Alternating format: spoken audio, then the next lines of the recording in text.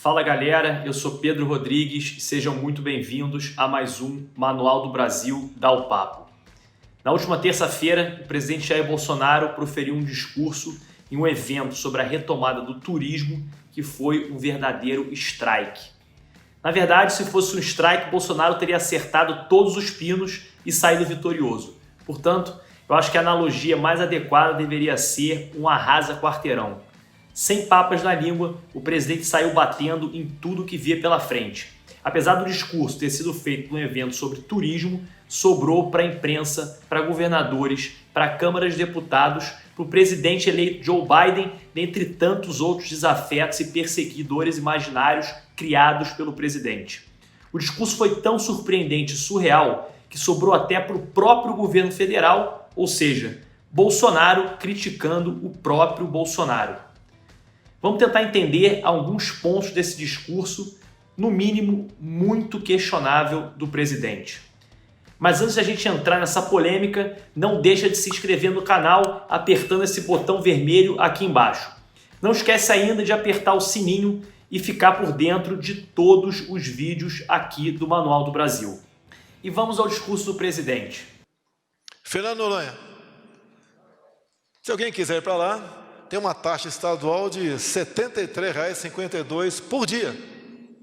E uma taxinha federal, para quem quiser ir na praia, de R$ 110. Se você for estrangeiro, passa para 220. Quem vai numa pipoca dessa? Eu não quero falar um palavrão aqui, porque eu sou uma pessoa bastante educada. Não tem como ir para frente essa pipoca, não tem. O presidente simplifica o problema nacional do setor de turismo ao turismo em Fernando de Noronha. E mais, minimiza todos os problemas do setor à cobrança de uma taxa estadual e outra federal. Óbvio que os problemas do setor de turismo no Brasil são muito mais profundos do que a cobrança ou não de duas taxas. Se o problema fosse esse, o Rio de Janeiro estava cheio de turistas, Salvador estava transbordando de visitantes e tantos outros lugares no Brasil onde não se cobram taxa alguma também estariam superlotados.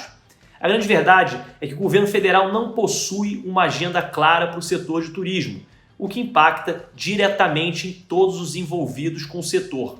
Em relação à taxa, ao invés de criticar a cobrança da taxa federal, Bolsonaro poderia simplesmente extinguir a cobrança. Será que assim Fernando de Noronha ia faturar tanto mais com o turismo? É óbvio que não. Além da falta de agenda, faltam infraestruturas adequadas para atender aos turistas, mais aeroportos, trens e estradas, sem falar na segurança pública das nossas grandes cidades. Empreender, comprar 10, 15 jet ski para explorar aquilo com turista, você não pode fazer. Por quê? O cara chega lá, não tem habilitação, não pode dar jet ski. E tem país do mundo que o elemento assina, né, o turista, um termo de responsabilidade. Aqui tudo é complicado. Parece que o Estado o tempo todo tomando conta do cidadão. Apesar do exemplo da habilitação de jet ski ser meio absurdo, já que para pilotar aviões ou dirigir um carro também seja necessária uma habilitação, nesse ponto o presidente tem toda a razão. O Brasil é lotado de questões burocráticas absurdas que atrasam a vida de qualquer empreendedor e empresário de qualquer segmento ou tamanho. A gente poderia ficar aqui a vida toda elencando uma série de exemplos absurdos dessas burocracias loucas, sem dúvida bem mais absurdas do que a necessidade de uma habilitação para pilotar jet ski. Acontece que não adianta só reclamar. Apesar de existir uma pasta no Ministério da Economia para desburocratizar, pouco se fez até agora. Parte dessa inação é a falta de habilidade do governo em negociar com outros entes. Ao invés de negociar com estados e municípios medidas efetivas de desburocratização, o governo federal entra em rota de colisão, politiza e fica patinando no mesmo lugar. Dessa forma, a gente vai ficar só com a desburocratização para ter uma habilitação de jet ski. Para fazer uma maravilha na Baía de Angra, eu tenho que revogar um decreto. Agora você pode perguntar, revoga, presidente? Não, quem revoga decreto ambiental não é o presidente, é o Congresso. Então essa turma xiita ambiental, os baluartes do atraso no Brasil, que a imprensa gosta muito de defender essa turma, né? eu tenho que mandar um projeto para o Congresso. Agora, antes de mandar um projeto, eu converso com lideranças. A Baía de Angra, a gente podia estar faturando alguns bilhões por ano com turismo, está lá, abandonada. Sem dúvida nenhuma, existem exageros na nossa legislação ambiental e ela deve sim ser aprimorada constantemente. Agora, atribuir que Angra dos Reis não é uma Cancún por culpa da legislação ambiental não faz o menor sentido. E mais, quando temos uma dor de cabeça, existem duas soluções possíveis: tomar um remédio ou arrancar a cabeça. O presidente Bolsonaro propõe arrancar a cabeça, ou seja, a legislação ambiental é deficiente. Logo, para resolver o problema, vamos acabar com a legislação ambiental. A preservação do meio ambiente é de suma importância para qualquer comunidade ou nação. O desafio é conseguir promover um desenvolvimento sustentável, ou seja, um cenário de equilíbrio. Não se trata de um trade-off clássico, preservação ou desenvolvimento. Outra colocação que chama a atenção é a surpresa do presidente ao afirmar que precisa de aprovação do parlamento para modificar uma legislação. É isso mesmo, presidente. E essa é a regra de uma democracia. Vocês foram na lona nessa pandemia, que foi superdimensionada. Tudo que eu falei sobre o vírus, lá atrás, e eu apanhava feito cão sarnento na porta de igreja, se comprova que é verdade agora. O presidente continua a minimizar os efeitos do vírus, mesmo tendo causado milhares de mortes. Bolsonaro entende que o vírus foi superdimensionado. O surgimento da Covid-19 em todo o planeta causou e continua causando efeitos devastadores na economia e na saúde pública. No total desconhecimento sobre o vírus, o caminho escolhido no início, acertadamente, foi o isolamento social, principalmente visando não colapsar os sistemas de saúde, problema que aconteceu em países como a Espanha e a Itália. Mais uma vez, o presidente transforma um problema de uma complexidade enorme num trade-off muito simples. Não se trata de salvar a economia e a saúde, mas sim a economia e a saúde. Esse era e continua sendo o grande desafio. Agora, Bolsonaro age como um engenheiro de obra pronta. Já que o isolamento foi a saída, ele critica e coloca peso maior na economia. Provavelmente, se a saída fosse a abertura, o isolamento seria a medida defendida. Não temos um sistema sólido de votação no Brasil? Que é passivo de fraude, sim? Que tudo pode mudar no futuro com fraude? Bolsonaro parece ter sido picado pelo mesmo mosquito de Donald Trump, porém 2 anos antes do esperado. Fraude nas eleições. O que eu não consigo entender é como um governo que está no poder acusa de fraude eleitoral em eleições organizadas por órgãos do próprio governo. Além disso, caso o presidente tivesse provas de indícios de qualquer tipo de fraude, teria total condição de apurar, junto a órgãos de controle, as possíveis fraudes e corrigir o problema. Mas talvez o presidente Bolsonaro tenha se confundido com essa ideia de fraude inspirado pelo discurso do momento do seu amigo Donald Trump. Acontece que, diferente do Brasil, nos Estados Unidos as eleições são organizadas pelos estados, ou seja, o estado da Geórgia pode organizar as eleições de forma diferente da Califórnia, que por sua vez pode ser totalmente diferente da Flórida. Além, é claro, da possibilidade dos votos pelo correio.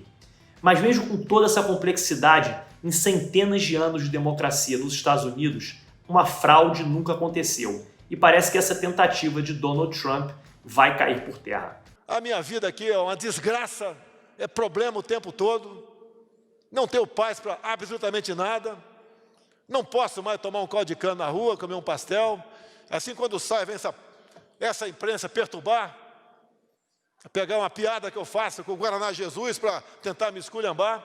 Estar presidente da República não é uma obrigação, mas uma opção feita pelo eleito no momento que aceita se candidatar. Reclamar de estar presidente ou querer ser presidente de 9 da manhã às 6 da tarde não é uma opção tão simples. Eu não sei se o presidente Bolsonaro está usando esse argumento como uma simples retórica para mostrar a dificuldade do cargo. Mas, já que ele está cansado e prefere tomar caldo de cana e comer pastel em paz, deveria pensar melhor antes de se candidatar para uma reeleição. Tem que deixar de ser um país de maricas. Olha que prato cheio para a imprensa. Prato cheio para a urubuzada que está ali atrás. Ali. Esse comentário de Bolsonaro é simplesmente bizarro, principalmente vindo do presidente da República. É o tipo de comentário tão sem noção e mal educado que só nos resta lamentar. Assistimos há pouco aí um grande candidato à chefia de Estado dizer que se eu não apagar o fogo da Amazônia, levanta barreiras comerciais contra o Brasil. E como é que nós podemos fazer frente a tudo isso? Apenas a diplomacia não dá, né, Ernesto? Que quando acaba a saliva, tem que ter pólvora. Nessa, o presidente Bolsonaro marcou o gol de placa do absurdo. Sai o petróleo é nosso e entra em cena a Amazônia é nossa. Num discurso nacionalista barato, o presidente ameaça deixar a diplomacia de lado e usar a pólvora. Bolsonaro dizia ter relações de amizade com o atual presidente Donald Trump, mesmo o presidente americano nunca tendo vindo ao Brasil visitar o amigo ou ter feito qualquer tipo de ajuda internacional para o nosso país. Trump perdeu a eleição. Joe Biden é o novo presidente e Bolsonaro sugere rasgar a diplomacia se necessário e partir para a pólvora. É importante a gente falar que, apesar do presidente tratar Biden como candidato, Biden venceu as eleições e o resultado vem sendo questionado somente por dois líderes mundiais, o próprio Donald Trump e o presidente Bolsonaro. A diplomacia, atitude racional para um líder de uma nação, deveria ser usada a favor do Brasil na busca de uma aproximação com os Estados Unidos. Bolsonaro parte para o ataque, prejudicando nossas relações diplomáticas com qualquer outro país. Ao contrário, para defender os interesses do Brasil na Amazônia, o presidente deveria estar preocupado em usar a diplomacia para comunicar ao mundo quais medidas positivas o Brasil está fazendo para resolver o problema das queimadas. O que está sendo feito para que os moradores da região possam ter desenvolvimento com sustentabilidade? Quais programas estão em andamento para preservar a nossa floresta, dentre tantas outras coisas? Porém, Bolsonaro prefere ameaçar a maior potência militar do planeta com pólvora. De todas as opiniões de jornalistas e políticos sobre o discurso do presidente, a que melhor resumiu a confusão foi do presidente da Câmara, Rodrigo Maia, no Twitter. Segundo Maia, entre pólvora, maricas e risco à hiperinflação, temos mais de 160 mil mortes no país, uma economia frágil e um Estado às escuras.